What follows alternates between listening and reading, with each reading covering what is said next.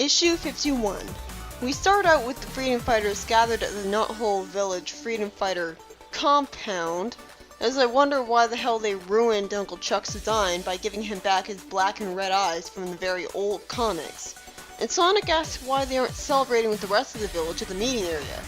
It turns out that they were simply doing this to award Sonic with a medal, although they could have done that at the meeting area. By the way, when are they going to resolve that the real Sword of Acorns have been stolen? You know, the one that was supposed to cure King Acorn? It's not like we got to see Sally try to cure her king by holding the fake sword in front of him, I guess. They then assumed that even the sword couldn't cure him and give up. That's a weird thing to keep to off-screen.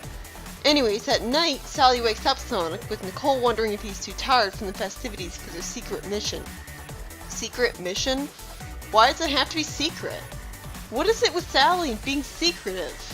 If anything, not telling her friends about a mission is a terrible idea, because what if it goes wrong and she ends up missing?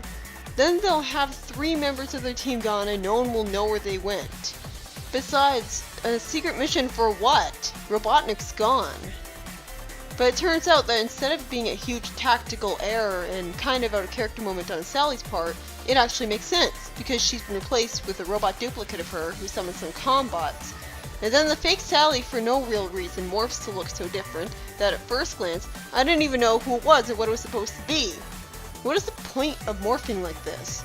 That'd be a tactical advantage disguising yourself as Sally, which you just showed you had by getting to Knothole and even taking Nicole with you. And plus that there's also a tactical advantage in that he might be more reluctant to hurt you because you look like Sally. But now you've just dropped your disguise. Why hasn't Nicole reacted to this? Why hasn't she tried to use her magic technology hacking bullshit powers to stop her? But the most confusing thing is, Robot Sally insists that soon Knothole will belong to Robotnik. And I'm hoping for the comic's sake that either this turning out to all just be a bad dream of Sonic's, or that the robot was made a while ago and is unaware of her master's fate. Because I would think it was such bullshit if they brought Eggman back that quickly. Especially when it makes no sense for him to survive his fate. We then cut to Tails flying while carrying Sonic, making me wonder if it really is a dream, because there's no way he'd be already up at this time and there to save the day.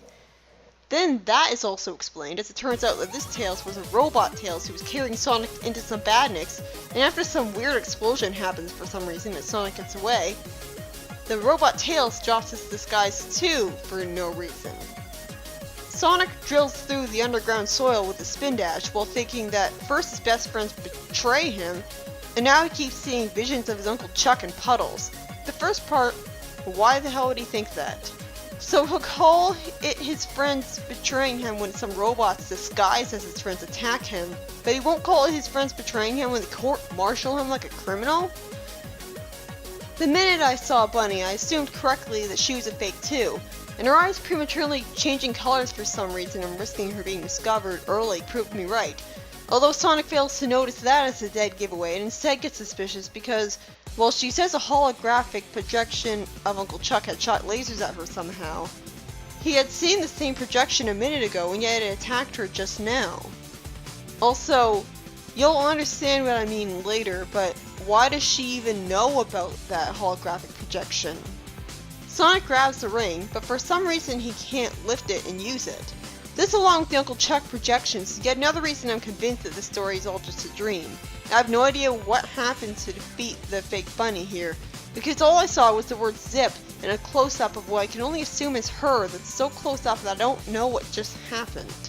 That's not necessarily an art problem, that's just a problem with, well, a limited amount of comic space and a comic being just a series of still images. It's hard to tell what's going on in action scenes. Sonic says with relief that he's finally made it to Knothole.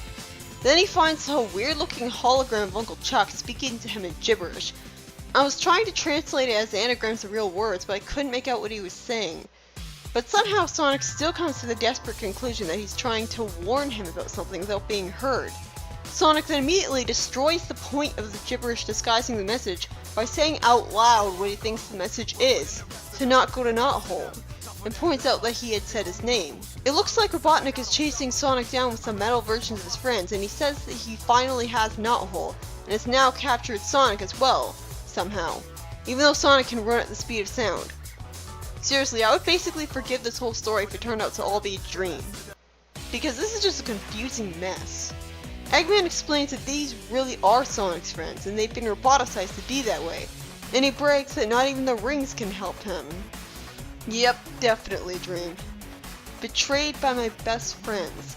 Again, why the hell is this something that's not their fault? Being called a betrayal by Sonic, but his friends ganging up on him, trying to get him court-martialed and banished from Knothole. And Sally flooding a tunnel to Knothole that he was in, which would have killed him earlier. None of that was considered a betrayal? Sonic's going into denial about the whole situation somehow causes him to wake up to reality, where he's lying in a bed shaped like a car with a device attached to his head, and his spine's magically hidden somehow. And the device is connected to Uncle Chuck, who's dressed in the weird way he saw him in his dream and is wearing something on his head like he was.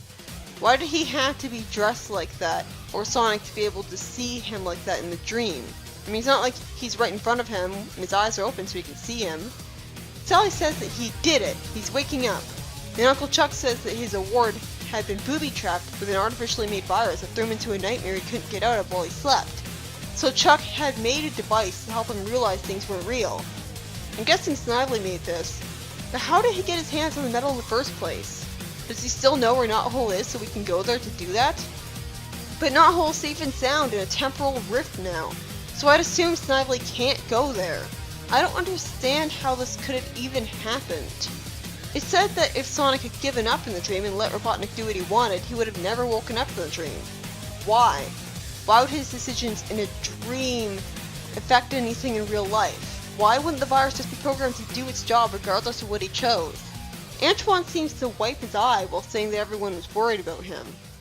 So I guess he's gotten over his grudge against him for bullying him and being a commoner then. It would make sense that putting that much energy into plotting against him in issue 40 would have gotten all that hatred out of his system. The issue ends with him not knowing who had done this to try to eliminate Sonic, while conveniently not asking how the hell someone even got their hands on that award and just sweeping it under the rug. I hope they explain that. Unfortunately, they aren't going to for several more issues.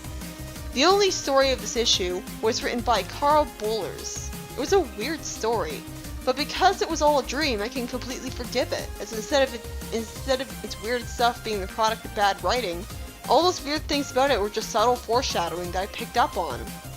Why was everyone roboticized so easily? Why was Eggman still alive? Why did the rings stop working? Why did the robots arbitrarily give up their disguises other than just to scare Sonic to be a dick?